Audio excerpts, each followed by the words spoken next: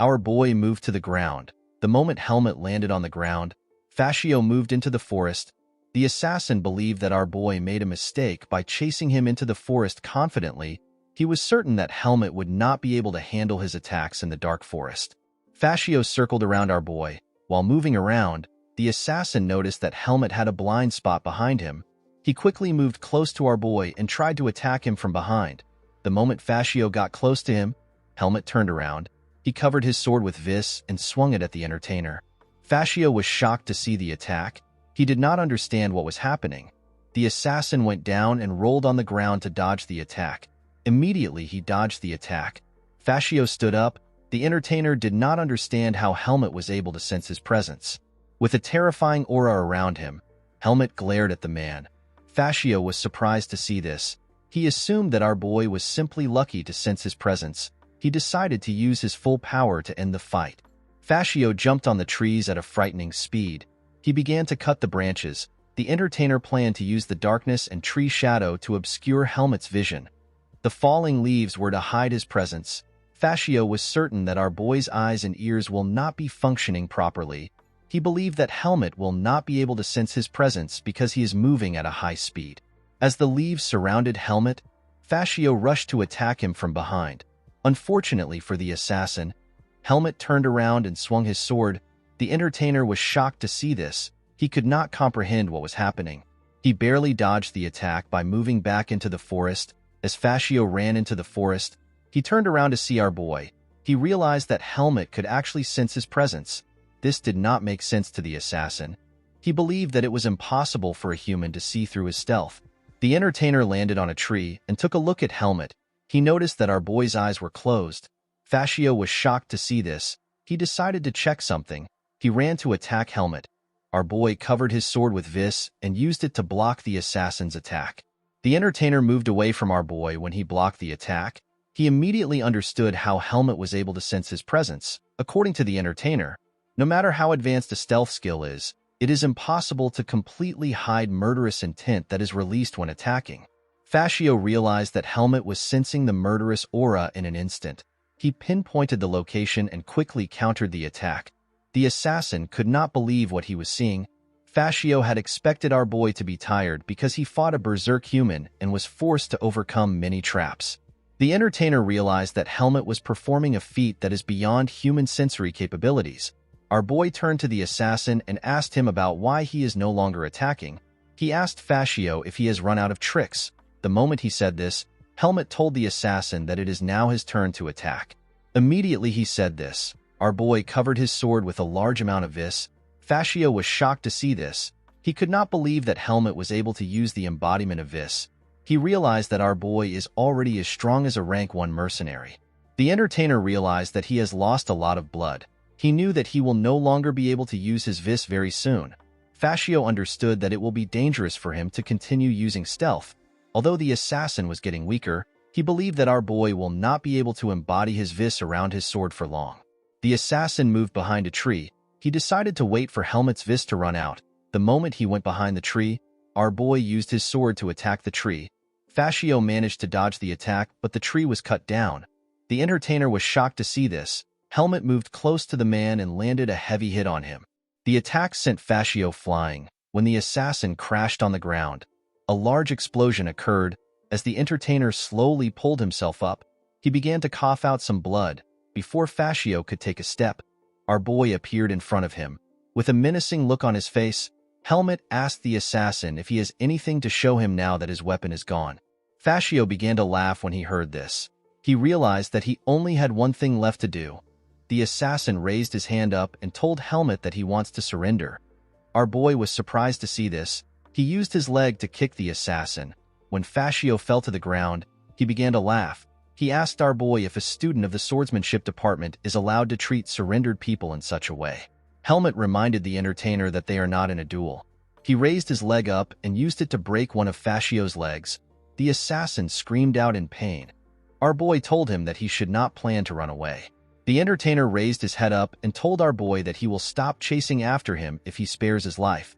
He assured him that the Black Hawk will stop chasing after him. Helmet did not see a reason to trust Fascio's words. He reminded the assassin that his immediate pursuer will be dead if he kills him. This action benefits our boy more.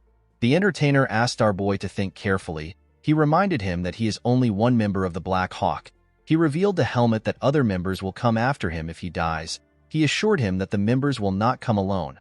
Fascio asked our boy if he will be able to protect his friends when he gets into that situation. Helmet moved closer to Fascio and used his leg to break the assassin's hand. He also used his sword to stab him in his hand. The entertainer screamed out in pain. With a horrifying look on his face, Helmet asked Fascio to not misunderstand things. He assured the assassin that he is definitely going to die in the forest. He told him that he will kill the other members who come after him. With a horrifying tone in his voice, our boy asked the entertainer to accept his fate. Fascio became terrified when he heard this. He could tell that he was going to die. Helmet raised his sword up and told the assassin that he will end the fight since he has nothing to say. Before our boy could stab the assassin, a man in a hood appears behind him. The person referred to Helmet as the boy from the swordsmanship department. He asked our boy to not kill the entertainer. Helmet was shocked to hear this person's voice. He quickly turned around. With a smile on the man's face, he told our boy that it will be a problem for the organization if he kills Fascio. Helmet did not understand what was happening. He wondered about who the man was. Our boy was surprised to see that it is harder to detect the man's presence than Fascio's. Even though the man was right in front of Helmet, he could not tell if the man was alive or if he is a corpse. With a shaky tone in his voice, Fascio referred to the man as Talon. Upon seeing how Fascio was trembling, our boy realized that the man is the leader of the Black Hawk. Talon told our boy that he will pay him if he spares Fascio's life. Helmet told the man that the assassin needs to pay the price for his actions. He told him that no other price will be meaningful other than Fascio's death. Talon was surprised to hear this. He believed that he could not lose Fascio because their organization was already suffering from a shortage of manpower. The man did not want to lose someone as competent as the entertainer. He told our boy that the only thing he can provide would be money and information that is valuable. He asked Helmet if he can overlook the situation for such a price. The moment he said this, our boy took a look at the man. Helmet could tell that Talon is very strong. Seeing that he was not in a good condition, our boy could not see any openings to attack the man. Helmet realized that there will be a recoil from the Seed of Darkness if he kills the entertainer. Our boy could tell that Talon did not want to fight. He believed that it would not be smart for him to put himself in a fight that would be difficult for him to win. Talon promised our boy that he will cancel the pursuit on him. He assured him that he would refuse any request that has something to do with him. He told Helmet that the offer is very favorable for him. Upon hearing Talon's offer, Helmet took a look at Fascio. Our boy did not like his situation. He turned to Talon and told him that he wants both the money and the information. The man accepted our boy's offer. He threw a bag at Helmet. He told him that there is 300,000 marks in the bag. He asked him to check the bag himself. Our boy used his sword to open the bag. He was able to confirm the amount. Talon told Helmet that he is willing to give him any information for free. Our boy told the man that the deal is off if he is only willing to share one piece of information. He pointed his sword at Fascio and told Talon that he needs at least 5 pieces of information from both him and Fascio. Talon glared at Helmet when he heard this. The man was not surprised to see that our boy made such a request. Talon revealed to our boy that he has met countless customers as he bought and sold information for decades. The man could tell when someone has a lot of questions by the look on their face. He told our boy that he is making a curious face. Helmet was surprised to hear this. Talon raised his hand up and explained to our boy that he and Fascio will give him a combined total of 5 pieces of information. He told Helmet that he cannot go higher than his current offer. He explained to him that he cannot make any more loss from the deal. Our boy decided to take the offer. He pointed his sword at Fascio and asked him about the place he hid the horses. The entertainer revealed to Helmet that he will find the horses tied up in a large cave. He explained to our boy that he needs to move east from their current location. Our boy asked Fascio if there is a chance that the Hawkeye's members will retaliate if they believe that he killed him. The entertainer explained to Helmet that the Hawkeyes usually operate on a one-man basis. Although the group occasionally teams up for a mission, they do not chat with one another. Fascio revealed to Helmet that some members might actually be happy that he died because there will be less competition. He told our boy that the Hawkeyes does not understand the concept of a team. Helmet was surprised to hear this. Our boy decided to confirm something. He moved his sword closer to Fascio's mask and slowly used it to remove the mask. The entertainer begged Helmet to not take off his mask, unfortunately for him. Our boy did not listen. When Helmet took off the mask, he saw an ugly man who had a huge scar on one part of his face. The man had crooked teeth. Our boy was shocked to see the assassin's face. He turned around and asked Fascio to keep wearing his mask. Helmet told Talon that he did not want the last information he received. He told the man that he still has 3 questions left. He asked Talon to tell him the kind of information he can provide. Talon placed his hand into his hood and took out a communication marble. He explained to our boy that he is holding a top-secret communication marble that will allow him to directly talk to the head of the Black Hawk. He told Helmet to contact him with the marble when he knows the information he wants. He assured our boy that he will give him any 3 pieces of information that he wants, even if the information is on the level of a country's top secret. Talon explained to Helmet that the communication marble can only be used within 10 years. He told our boy that he will not be obligated to provide him any information after 10 years. Seeing that Talon took out money and a communication marble from his hood, Helmet realized that the man's hood has a storage magic built into it. Our boy asked the man to give him the hood. He explained to the man that people will suspect him if he walks out of the forest holding a bag of cash and a communication marble. The man took off the hood and threw it at our boy. As the hood came closer to Helmet, it obstructed his vision. Our boy quickly bent his head to see the face of the leader. Helmet was surprised to see that the leader of the Black Hawk was an old man. He was certain that the old man is the camp manager. He asked the man about how he was able to hide his energy. The man placed his hand on his face and revealed to our boy that his forte is disguise. He told our boy that it is hard for him to explain his skill. Talon told Helmet that he wants to show him his face as a show of faith in order to gain his trust. Immediately the man said this. He removed his hand from his face, and we see his true appearance. The leader turns out to be a handsome young man with dark red eyes and 2 cross signs on his face. The moment he saw Talon's face, Helmet picked up Fascio and threw him at the man. Talon easily caught his subordinate. With a look of anger on his face, our boy told Talon that he will definitely kill Fascio if he ever appears in front of him. With a smile on his face, the man thanked Helmet for letting the entertainer go. Talon was surprised to see how wounded his subordinate was. He realized he needed to get Fascio treated immediately. Our boy put his sword back into its sheath and turned around. Before Helmet could walk away, Talon called out to him. The man told our boy that he has a question for him. Based on our boy's actions and behavior, Talon could tell that Helmet has no qualms with taking another person's life. The man told our boy that he often hesitates right before he swings his sword. He asked Helmet if he is trying to act innocent or if he has a lot of things on his mind. The man explained to our boy that there are times when he needs to swing his sword without any hesitation. Helmet was surprised to hear this. He asked Talon if he is giving him advice. The man was shocked to hear this. He realized that he actually gave Helmet advice without knowing. He apologized to our boy for making him uncomfortable. Helmet assured the man that his words are correct. He told Talon that he cannot act as he wishes because he is currently a student of Greta Academy. Talon laughed when he heard this. He could not believe that our boy will not kill because he is a student. He told Helmet that he is quite funny. The moment he said this, he and Fascio's body began to slowly fade away. Before he completely faded, the man told our boy that he will be waiting for him to contact him. The scene shifts and we see Talon and Fascio riding a horse out of the forest. While on the horse, Fascio told his leader that he is ashamed. He could not believe that Talon had to give out some money, his hood, and 3 pieces of information simply to save him. Talon asked his subordinate if the price he paid was too high. The entertainer told his master that he will remember the favor for the rest of his life and work to pay it back. He assured Talon that he would kill Helmet and get back the things he paid. Talon smiled when he heard this. The man asked his subordinate if he believes that his mission was almost successful. He told Fascio that he was not even close to succeeding. He told him that the Black Hawk will no longer be involved in anything relating to Helmet. Fascio was surprised to hear this. He explained to his master that they can get more people to take down Helmet. He assured him that they would be able to take down our boy if they gather all their fighting power. The entertainer told Talon that they need to get rid of Helmet before he becomes a bigger threat to them. Talon laughed when he heard this. He realized that Fascio was quite angry that our boy took off his mask. He believed that the entertainer was angry for him to say such an irrational thing. The leader told Fascio that they can certainly kill Helmet if they use the organization's entire fighting power. However, they would have to use a large amount of manpower and resources to carry out such a mission. Talon did not believe that our boy was a threat worth sacrificing a large amount of resources on. The man reminded Fascio that Helmet spared his life earlier. He told the assassin that someone who can show his enemies mercy is not the kind of person who would betray his allies.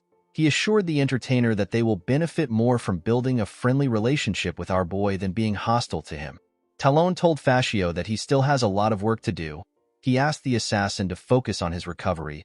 With a smile on his face, the leader told his subordinate that our boy is actually like a wild beast. The scene shifts and we see Helmet return to the camp.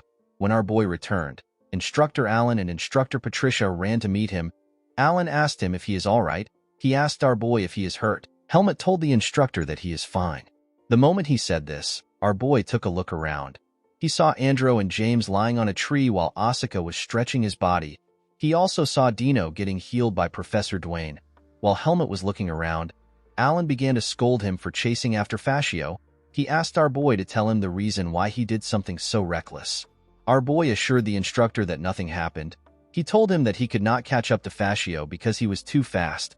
Alan told our boy that something awful could have happened to him. Helmet told the instructor that everything is fine as long as nothing happened. Alan did not like our boy's response, but he had to accept it.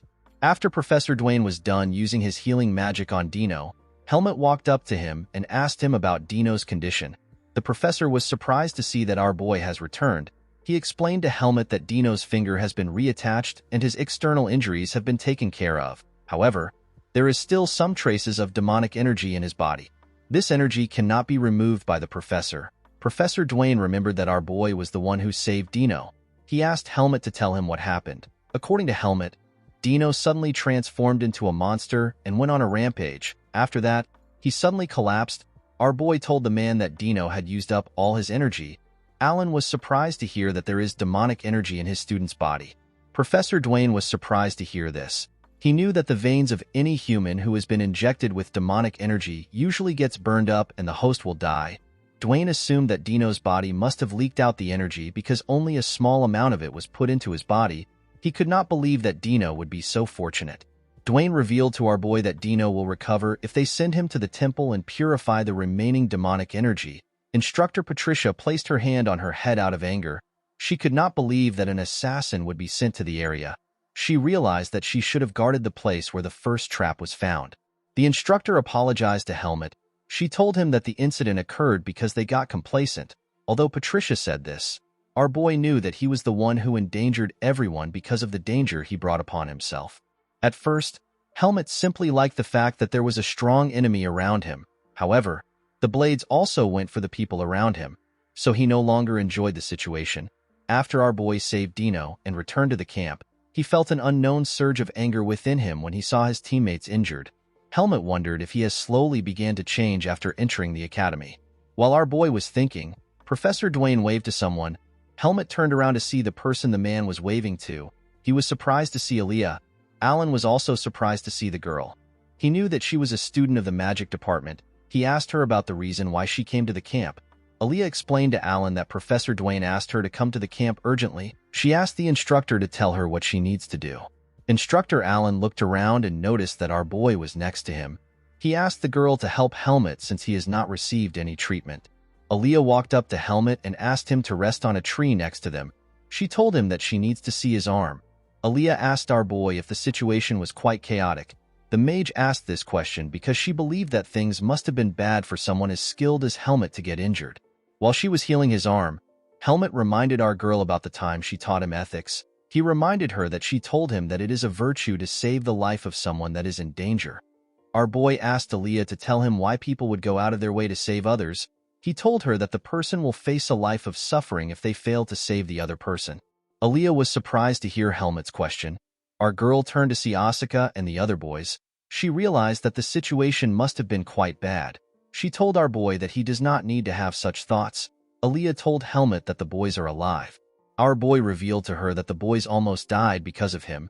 He reminded her that he is not related to any one of the boys. He told Aaliyah that he is not certain that he can save everyone next time. While looking at his hand, Helmet told the mage that he is not strong enough to save everyone. Aaliyah was surprised to hear what our boy said. The girl asked Helmet if he believes that he is doing charity work by saving people. She explained to our boy that people give help because they expect to receive help. Helmet was surprised to hear this. The mage told our boy that humans are creatures that survive by helping each other because there are limits on what an individual can do alone. Aaliyah told him that there are not a lot of people who can help him. She asked our boy if his teammates did not play any role that contributed to their survival. Although Helmet did most of the work today, Aaliyah assured him that the boys will be of help to him one day in the far future. Helmet asked our girl if the boys will not hate him after almost nearly losing their lives because of him. The mage let go of Helmet's hand and told him that she is done with the healing. She asked our boy to talk to his teammates if he is curious about their opinions. She told him that she needs to talk to Professor Dwayne. After Aaliyah left, Helmet walked up to his teammates. He apologized to them for putting them in danger. Andrew was surprised to see our boy apologizing. He told Helmet that he does not need to blame himself.